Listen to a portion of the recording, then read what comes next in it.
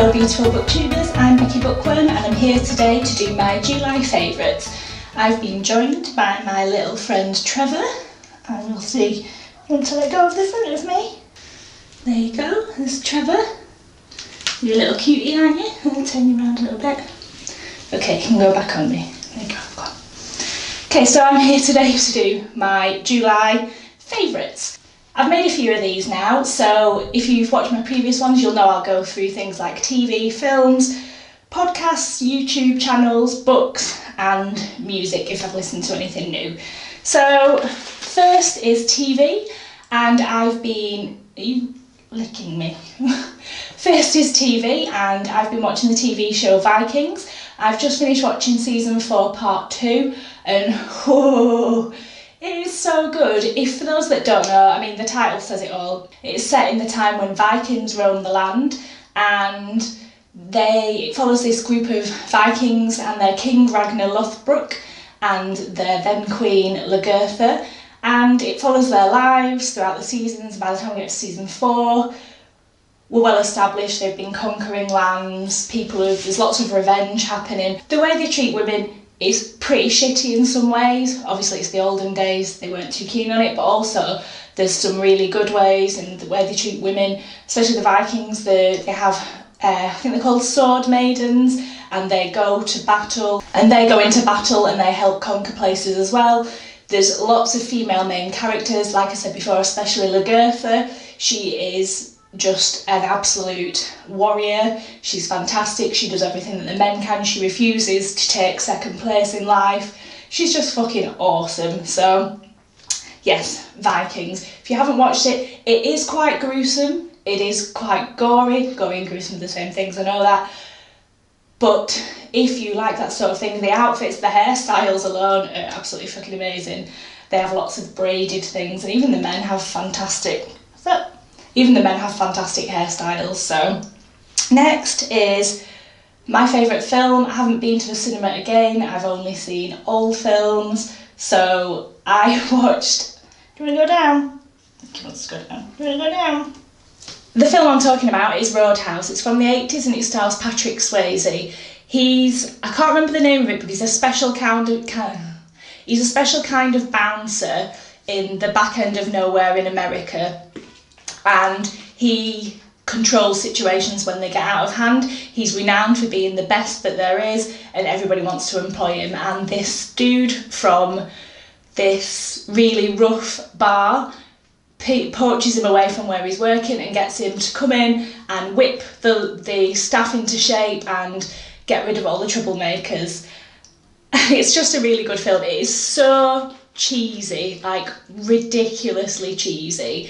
The storyline is like this evil playboy rich guy is wanting to get everyone out of the bar, and he's just a dick, and he beats women, and he's just a horrible villain, and Patrick Swayze waltzes in being all attractive and sexy and hardcore, and he saves the day. It's just, I guess you finished, Trev?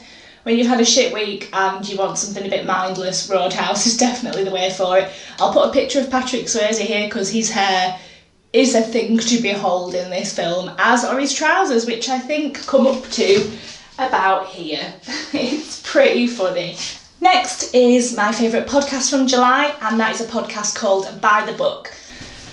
By the Book is a podcast done by Jolenta Greenberg and Kirsten Meinsner. And basically what they do is they choose a self-help book, and for a few weeks to a month they follow that by the book, and then at the end of it they do an interview and they talk about whether they found it useful, whether they found it shit, whether they found it damaging, whether they thought elements of it worked, and they also check in at various points.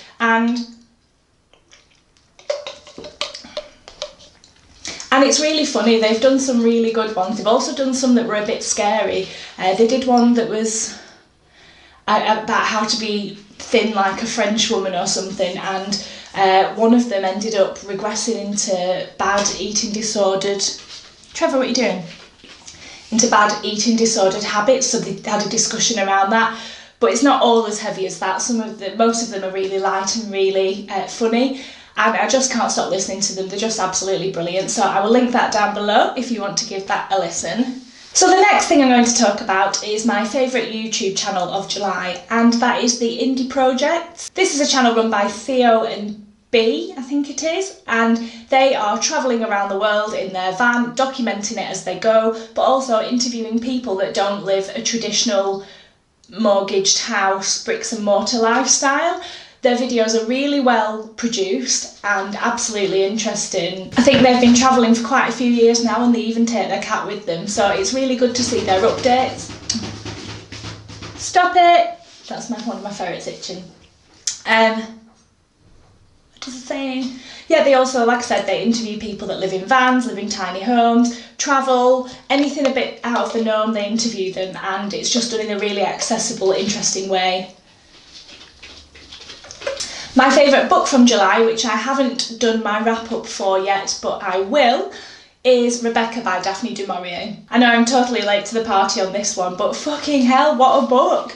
Like, I think I don't know, I just didn't think it would be up my street, but then I saw Lauren in the books talking about it, and she feels really passionate about it and has very good taste in books, so I figured I'd give it a go. My partner bought it me for Christmas, and I've only just got around to reading it, but wow, it's such a good book. Like, I've heard loads of people talk about it, and I thought I knew what was going to happen, but I didn't, and oh my god, is all I have to say without spoiling it. So good, so good.